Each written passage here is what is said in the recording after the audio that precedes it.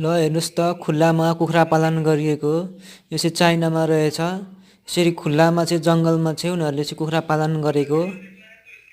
यसरी कुखुराहरू यसरी जङ्गलमा खुल्ला रूपमा चाहिँ किरा फटेङ्ग्राहरू खाँदै हुर्किरहेको, घाँसहरू खाएर चारो पनि यसरी बोरै खनाइरहेको छ। यसरी कति धेरै कुखुराहरू यसरी व्यवस्थित गरेर पालन गरेको छ यो जङ्गलमा चाहिँ। अनि यो चाहिँ अन्डा पार्ने बनाइदिएको रहेछ। यहाँ अन्डा पार्न बसिरहेको छ पोथीहरू। यसरी डाँडाहरू खनेर पनि यसरी अन्डा पार्ने ओथारो बनाइदिएको रहेछ। यो चाइनिजको दिमागहरू हेर्नु नि त, मान्नुपर्छ। हामीले पनि सिक्नुपर्छ यो कुराहरूबाट चाहिँ। यसरी नै उनीहरू जस्तै यसरी हेर्नुहोस् त यसरी खुल्लामा छोडेर पालेको कुखुरा पालन